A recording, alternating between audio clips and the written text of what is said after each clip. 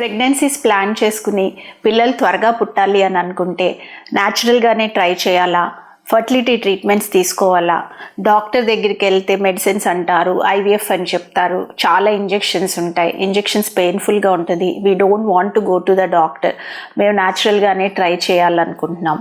ఇటువంటివన్నీ మీరు కూడా రిలేట్ చేసుకోగలుగుతున్నారా? నేను doctor Sujatha Vellanki, fertility specialist. Welcome to my channel. ఈ ఛానల్లో ప్రెగ్నెన్సీ ప్లాన్ చేసుకోవటానికి మీరు న్యాచురల్గా ఎటువంటి మార్పులు చేసుకోవచ్చు, అట్లానే ఎటువంటి వైద్య విధానాలు అందుబాటులో ఉన్నాయి మీకు తొందరగా ప్రెగ్నెన్సీస్ రావటానికి అనే దాని మీద అవగాహన కలిగించడానికి చాలా వీడియోస్ చేస్తున్నాను.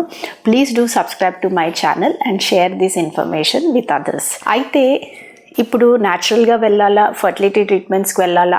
మాకు ఫర్టిలిటీ ట్రీట్మెంట్స్కి వెళ్ళటం ఇష్టం లేదు, మేము ఆయుర్వేదిక్ ట్రై చేస్తాము, హోమియోపతి ట్రై చేస్తాము, ఆక్యుపంక్చర్ ట్రై చేస్తాము, అంతేగాని మేము ఐవీఎఫ్ చేయించుకోము, ఇట్లా అంటూ ఉంటారు. అందుకనే ఈరోజు నేను ఈ యొక్క అపోహని కొంచెం బ్రేక్ చేసి వివరంగా డీటెయిల్స్గా మీకు చెప్పదలుచుకున్నాను. ప్రెగ్నెన్సీ రావాలి అని అనుకుంటున్నప్పుడు న్యాచురల్గా ట్రై చేస్తే మొదటి సంవత్సరంలో మీకు ఎటువంటి సమస్య ప్రాబ్లము లేనప్పుడు 85% మందికి న్యాచురల్గా ప్రెగ్నెన్సీస్ వస్తాయి.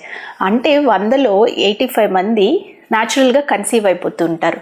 సో వాళ్ళు న్యాచురల్గా కన్సీవ్ అయ్యేదాన్ని మనం న్యాచురల్ మెథడ్స్, న్యాచురోపతి అట్లా అనుకోవటానికి లేదు. ఎటువంటి ట్రీట్మెంట్ లేకుండా వాళ్ళు కన్సీవ్ అయిపోతూ ఉంటారు. మిగిలిన 15% మందికి ఫర్టిలిటీ ట్రీట్మెంట్స్ అవసరం అవుతాయి. ఒకవేళ ఈ 15%లో ఉన్నారనుకోండి, మీరు మనం ఏదైనా ఒక పని చేయాలి అనుకుంటున్నప్పుడు దాంట్లో ఎంతవరకు సక్సెస్ ఉంది, దాంట్లో ఎంతవరకు కరెక్ట్ అంటే డేటా ఎలా ఉంది, రీసెర్చ్ బేస్డా, ఎవిడెన్స్ బేస్డ్ ఉందా లేదా, అంటే ఒక 10 మంది వాడి వాళ్ళల్లో మనకి రిజల్ట్స్ వచ్చినాయి అంటే మనం యూజ్ చేయడానికి ట్రై చేస్తుంటాం. సో దీన్ని మనం ఎవిడెన్స్ బేస్డ్ మెడిసిన్ అంటాం.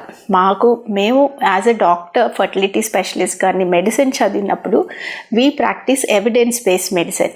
సో ఒక ట్రీట్మెంట్ ప్రాసెస్ కానీ ఒక మెడికేషన్ కానీ ఏదైనా మీకు రాస్తున్నప్పుడు దాని యొక్క ఎవిడెన్స్ ఎంత ఉంది, ఎంతమంది ఫలితం పొందారు అనే దాని మీద గైడ్లైన్స్ ఫామ్ అవుతాయి సొసైటీస్లో, బాడీస్లో. దానికి అనుగుణంగా ట్రీట్మెంట్స్ అనేవి డెవలప్ అవుతాయి. కొన్నిసార్లు ప్రెగ్నెన్సీస్ ప్లాన్ చేసుకుంటున్నప్పుడు, ఇన్ఫర్టిలిటీతో బాధపడుతున్నప్పుడు, సంతానం కలగట్లేదు అని అనుకుంటున్నప్పుడు కొన్ని న్యాచురల్ మెథడ్స్ అంటే మీ డైట్లో చేంజెస్, ఫిజికల్ యాక్టివిటీలో చేంజెస్, కొంతమందికి నైట్ షిఫ్ట్స్ ఉంటాయి, నైట్ డ్యూటీస్ ఉంటాయి, సరైన నిద్ర ఉండదు, అధికంగా ఒత్తిడి ఉంటుంది.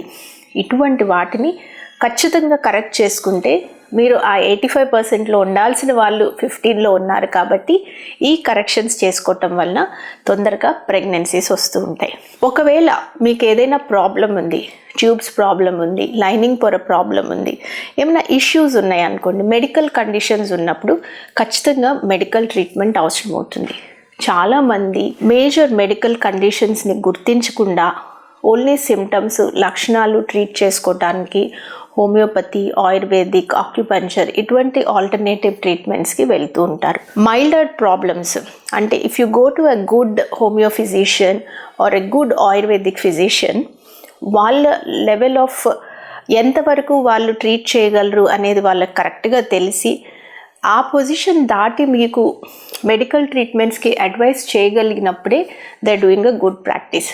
అన్ని మెడికల్ కండిషన్స్కి మనకి ఆల్టర్నేటివ్ మెడికేషన్స్, మెడికల్ థెరపీస్లో వైద్య విధానాలు అందుబాటులో లేవు కనుక అక్కడ డిలే చేసుకుని చాలామంది నా దగ్గరికి వచ్చేటప్పటికి 10 years, 13 years, 20 years పెళ్ళయి మామూలుగా అందిద్దేమో అని ట్రై చేస్తూ ఉన్నాము, కలుగుతుందేమో అని వెయిట్ చేస్తూ ఉన్నాము, డిలే చేసుకుని లాస్ట్ మినిట్లో వస్తూ ఉంటారు. సో ఇట్లాంటి డిలే అనేది సరైనది కాదు. ఈ డిలే ప్రాసెస్లో కొంతమంది ఆయుర్వేదిక్లో నేను అశ్వగంధ తీసుకున్నా, శతావరి తీసుకున్నా, అయినా నా కౌంట్ పెరగట్లేదు.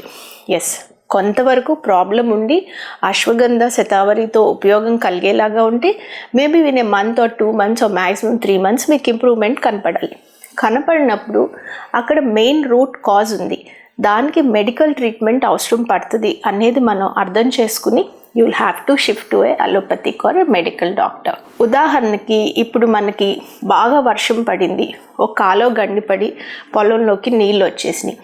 ఆ నీళ్లు బయటికి వెళ్ళటానికి మనం ఇంకోవైపు గండి కడతాం. అయితే ఎవరైతే రైతు ఇటు ఓపెన్ చేసి ఆ కాలువలో నుంచి మన పొలంలోకి వచ్చే వాటర్ని కూడా ఆపగలుగుతారో అప్పుడు మీ పొలంలో వాటర్ డ్రైన్ అయిపోవటానికి అవకాశం ఉంటుంది. అంతేకాకుండా ఓన్లీ అవుట్ఫ్లో ఓపెన్ చేసి అది ఎక్కడి నుంచి వస్తుంది అనే రూట్ కాజ్ ఏదైతే ఉందో దాన్ని ఆపలేకపోయారనుకోండి, సొల్యూషన్ ఉండదు. సరే వస్తూ ఉన్నా వదిలేశాను కదా, వెళ్తూ ఉండేలే అని లో క్వాలిటీ ఆఫ్ అంటే మనకి ఐడెంటిఫై చేసుకోలేకపోవటం వలన కొన్నిసార్లు అట్లా మనం వదిలేస్తూ ఉంటాం. కనుక మీ ఫర్టిలిటీ ఇష్యూస్లో కూడా మీకున్న కండిషన్కి మీకున్న లక్షణాల వరకు ట్రీట్ చేయటం ఓన్లీ అవుట్ఫ్లో వదిలేయటం లాగా కంపేర్ చేసుకోవచ్చు. మీ రూట్ కాజ్ ఎందుకు మీకు ప్రెగ్నెన్సీ రావట్లేదు అనేది ఐడెంటిఫై చేయగలిగి ఆ రూట్ కాజ్ని ట్రీట్ చేయగలగటం as a medical specialist we would be knowing it. ఫర్టిలిటీకి చాలా కాజెస్ ఉంటాయి. కొన్నిసార్లు ఓన్లీ ఆడవారికే ప్రాబ్లం ఉంటుంది అని అనుకుంటూ ఉంటారు. ఈ మధ్య కాలంలో మగవారిలో కూడా ఎక్కువగా ఫర్టిలిటీ ఇష్యూస్ చూస్తున్నాం. దగ్గరగా మనకి ఒక 100 మందిలో 30% మందికి ఓన్లీ ఆడవారిలో కారణం కనిపిస్తుంటే ఒక 30% మందికి ఓన్లీ మగవారిలో కారణాలు ఉంటున్నాయి. ఒక 30% వరకు ఇద్దరిలో కాజెస్ ఉంటున్నాయి. సో నిన్న ఒక ఫన్నీ ఇన్సిడెంట్, ఇద్దరు హస్బెండ్ అండ్ వైఫ్ వచ్చారు, రిపోర్ట్లు అన్నీ తీసుకుని వచ్చారు నా దగ్గరికి. చెక్ చేస్తే వాళ్ళ వైటమిన్ బి లెవెల్స్, వాళ్ళ vitamin D levels, blood sugars, HbA1c అన్నీ ఈక్వల్గా ఉన్నాయి. ఇదేంటి మా ఇద్దరు రిపోర్ట్స్ ఒకేలాగా ఉన్నాయి, కరెక్టే ఇచ్చారంటారా డాక్టర్ గారు అని అడిగారు. If you having the same diet, same vitamin D content ఉన్న ఆహారం తీసుకుంటున్నారు, ఇద్దరు కలిసి ఇంట్లో భోజనం చేస్తున్నారు, ఇద్దరు అదే వైటమిన్ B12 ఫుడ్స్ తీసుకుంటున్నారు, ఇద్దరు అదే రకమైన షుగర్స్ కానీ అన్నీ తీసుకుంటున్నారు, షుగర్ లెవెల్స్ అన్నీ సమానంగానే ఉంటాయి. సో మీరు తీసుకుంటున్న ఫుడ్ కానీ డైట్ కానీ లైఫ్ స్టైల్ కానీ ఫిజికల్ యాక్టివిటీ కానీ కలిసి చేసుకుంటున్నప్పుడు కంబైన్డ్గా ఇద్దరు హస్బెండ్ అండ్ వైఫ్ ఇద్దరికి కూడా అక్కడే ప్రాబ్లం ఉండొచ్చు. కానీ ఆ ప్రాబ్లమ్ని ఐడెంటిఫై చేయాలి అని అంటే you need a fertility specialist. ఆ ఫర్టిలిటీ స్పెషలిస్ట్ ఎవరైతే లైఫ్ స్టైల్ చేంజెస్, మీ డైట్, న్యూట్రిషన్, ఎక్సర్సైజ్ వీటన్నిటిని ఐడెంటిఫై చేసి చెప్పగలగాలి. దాంతోపాటు మీకు మెడికల్ ట్రీట్మెంట్స్ ఇవ్వగలగాలి. మెడికేషన్స్ అనేవి ఎప్పుడు కూడా మనకి టెంపరీగా పనిచేస్తుంటాయి. ముఖ్యంగా PCOD సమస్య ఉన్నప్పుడు చూద్దాము. ఉదాహరణకి మేము ఏం చేస్తాము యాజ్ ఎ ఫర్టిలిటీ డాక్టర్, మీకు పీరియడ్స్ రెగ్యులరైజ్ అయ్యి అండాశయం నుంచి గుడ్డు విడుదలయ్యేలాగా, ఓవ్యులేషన్ అయ్యేలాగా అవకాశం ఉండటానికి మెడికేషన్స్ ఇస్తూ ఉంటాం. If you go for alternative medications or therapies, వాళ్ళు ఏం చేస్తారు, పీరియడ్ ఇర్రెగ్యులారిటీస్ని కరెక్ట్ చేయడానికి ట్రై చేస్తారే కానీ ఓవ్యులేషన్ అడ్రస్ చేయకపోవచ్చు. న్యాచురోపతికి వెళ్ళినప్పుడు న్యాచురల్ డైట్ వరకు చెప్తారు, వెయిట్ తగ్గటానికి చెప్తారు. ఈ వెయిట్ తగ్గితే ఒక 35% మందికి స్పాంటేనియస్గా ఓవ్యులేషన్ అవుతుంది. కానీ ఆ డైట్ ప్యాటర్న్ ఫర్టిలిటీ స్పెషలిస్ట్ దగ్గర నుంచి మీకు ఇన్ఫర్మేషన్ వస్తే కనుక మీరు అక్కడ బ్యాలెన్స్డ్ డైట్ తీసుకోవటానికి అవకాశం ఉంటుంది. If you go for a normal natural treatments or a dietitian or a health coach అట్లా వెళ్ళేటప్పటికి మీకు వాళ్ళు ఓన్లీ రెస్ట్రిక్టివ్ డైట్ అంటే వెయిట్ తగ్గటానికి వరకే మీకు ఎక్సర్సైజ్ డైట్ చెప్తారు, కానీ ఫర్టిలిటీ ఇంప్రూవ్ అవ్వటానికి ఉండేలాగా చెప్పడానికి అవకాశం ఉండదు. సో ఇప్పుడు నేను ఒక వీడియో చూపిస్తాను. One of my client, she lost weight, బాగానే తగ్గారు, 12 kgs వరకు వెయిట్ తగ్గారు, కానీ she didn't conceive. Marriage 2 years తర్వాత నుంచి ప్రెగ్నెన్సీకి ట్రై చేస్తూనే ఉన్నాను. హోమియో, ఇంగ్లీష్ అన్నీ ఆయుర్వేదం అన్నీ హోమియోకి వెళ్ళిన తర్వాత హోమియోకి ఆయుర్వేదం వెళ్ళాము. ఆయుర్వేదం కూడా 8 months వాడాము. ట్యాబ్లెట్ మందులు అవి వాళ్ళు స్కానింగ్ చేశారు, లోపల బాగానే ఉంది, ఇబ్బంది ఉంది అని చెప్పి ముందు వెయిట్ తగ్గమని చెప్పారు. అప్పుడు వెయిట్ తగ్గడానికి టాబ్లెట్స్ ఇచ్చి ఆ తర్వాత మందులు కన్సీవ్ అవ్వడానికి టాబ్లెట్స్ ఇచ్చారు. 8 months వాడాను, అయినా కన్సీవ్ అవ్వట్లేదని చెప్పి తర్వాత ఆపేశాను. హోమియోకి అయితే సైడ్ ఎఫెక్ట్స్ ఏమీ లేవు. ఆయుర్వేదానికి అయితే బాడీ హీట్ ఎక్కువైపోయి చాలా కొంచెం అనీజీగా చాలా ఇబ్బంది పడుతుంది. హోమియోపతి వల్ల సైడ్ ఎఫెక్ట్స్ ఏమి రాలేదు. బట్ 1 year పాటు వాడాము హోమియోపతి, దానివల్ల కూడా ఏమీ లేదు, చాలా కన్సీవ్ ఏమీ అవ్వలేదు. ఈ క్రోయాసిస్కి వచ్చిన తర్వాత మేడం గారు బాగా చూసి ట్రీట్మెంట్ అంతా బాగా చేశారు. ఫస్ట్ అటెంప్ట్లోనే మాకు ట్రాన్స్ఫర్లోనే ప్రెగ్నెన్సీ కన్సీవ్ అయింది. చాలా సంతోషంగా ఉంటుంది. మేడం గారు తర్వాత యోగా గురించి ఇప్పుడు ప్రెగ్నెన్సీలో ఉన్నప్పుడు నాకు డైట్ గురించి కూడా ప్రెగ్నెన్సీ ముందు దాని తర్వాత డైట్ గురించి కూడా చాలా చెప్పారు. అవన్నీ పాటిస్తూనే వచ్చాము.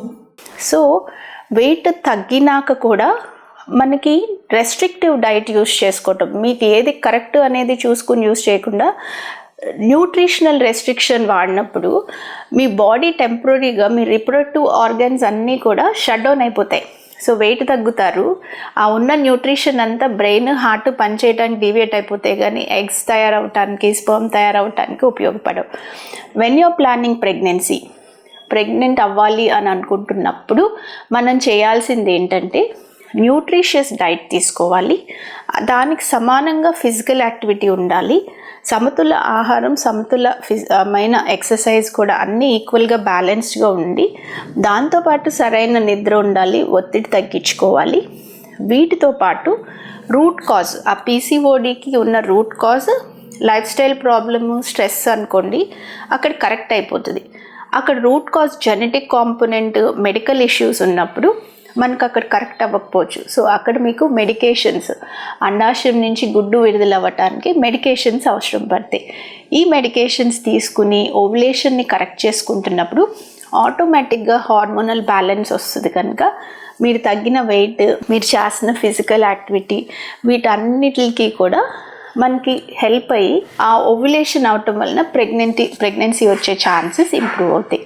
సో నేను చెప్పదలుచుకుంది ఏంటంటే, in my view the best thing is ఎప్పుడైనా కూడా మీరు మీ కారణం ఏంటి అనేది రూట్ కాజ్ ఐడెంటిఫై చేసి దానికి ఎవిడెన్స్ ప్రకారంగా, ఎవిడెన్స్ బేస్డ్ మెడిసిన్లో మనకున్న సైంటిఫిక్ ఎవిడెన్స్ ప్రకారంగా ఏది కరెక్ట్ అనేది చూసుకుని అది మీరు ట్రీట్మెంట్కి ఉపయోగించుకోవటం మంచిది. అంతేగాని మీ కండిషన్, లక్షణాలు, పీరియడ్ ఇర్రెగ్యులర్గా ఉంది, కౌంట్ తక్కువ ఉంది, మొటిలిటీ తక్కువ ఉంది, ఆ ఎండ్ ఎఫెక్ట్ని ట్రీట్ చేయించుకోవటానికి ట్రై చేయొద్దు. So this is what is the major thing that we have to look at. ఇప్పుడు మనం ఏదైనా సరే ట్రీట్మెంట్కి వెళ్ళాలి అని అనుకుంటున్నప్పుడు ఐవీఎఫ్కి హాస్పిటల్కి వెళ్తే ఐవీఎఫ్ఏ చెప్పేస్తారు, ఫర్టిలిటీ ట్రీట్మెంట్స్ చెప్తారు, చాలా మెడిసిన్స్ ఇస్తారు, ఆ మెడిసిన్స్ వల్ల సైడ్ ఎఫెక్ట్స్ వస్తాయి. ఇటువంటి అపోహలకి వెళ్ళొద్దు. బ్యాలెన్స్డ్ డైట్, మంచి ఫిజికల్ యాక్టివిటీ, ఒత్తిడి లేకుండా చూసుకుని సరైన సమయానికి భోంచేస్తూ మీకు ఇచ్చే న్యూట్రిషనల్ సప్లిమెంట్స్ కానీ మీ ప్రాబ్లం ఐడెంటిఫై అయ్యి దానికి అనుగుణంగా ఇచ్చే మెడికేషన్స్ తీసుకోవటం వలన ప్రెగ్నెన్సీ వచ్చే ఛాన్సెస్ ఇంప్రూవ్ చేసుకోవచ్చు. ఇప్పుడు మీకు ఇన్ఫెక్షన్ ఉందనుకోండి, ఇన్ఫెక్షన్ ఐడెంటిఫై చేసి దానికి యాంటీబయాటిక్స్ ఇచ్చి మనం ట్రీట్ చేయకపోతే మీరు న్యాచురల్గా డైట్ తీసుకున్నా కూడా మీ ఇన్ఫెక్షన్ తగ్గే అవకాశాలు ఉండవు. సో ఆ ఇన్ఫెక్షన్ ఎక్కువై క్రానిక్ ఎండోమెట్రైటిస్ అయిపోయి గర్భసంచి వాపు రావటం, లేదా ఎంబ్రియో అతుక్కోవటానికి ఇబ్బందులు పడటం, ఇట్లా లాంగ్ టర్మ్ కాంప్లికేషన్స్ వచ్చే ఛాన్సెస్ ఉంటాయి. ఇదండి ఈ వీడియో ద్వారా కొంతవరకు మీకు మెడికల్ ట్రీట్మెంట్స్ త్వరగా ప్రెగ్నెన్సీ ప్లాన్ చేసుకుంటున్నప్పుడు ఒక 1 year పాటు న్యాచురల్గా ట్రై చేసిన తర్వాత రానప్పుడు అట్ ద ఎర్లియస్ట్ మీరు డాక్టర్ని కలవటం వలన మీకున్న ప్రాబ్లమ్ని ఐడెంటిఫై చేసుకోవటం వలన తొందరగా ప్రెగ్నెన్సీస్ రావడానికి ఉపయోగపడతాయి. మీ వయసు కనుక 35 సంవత్సరాల కన్నా ఎక్కువ ఉంటే 6 నెలలకు మించి ప్రయత్నం చేయొద్దు. 6 నెలలు దాటిన వెంటనే మీరు డాక్టర్ని కన్సల్ట్ అవ్వండి, మీ దగ్గరలో ఉన్న ఫర్టిలిటీ డాక్టర్ని. కానీ if you want a second opinion, you can always book an appointment with me. See you again in my next video. Bye bye.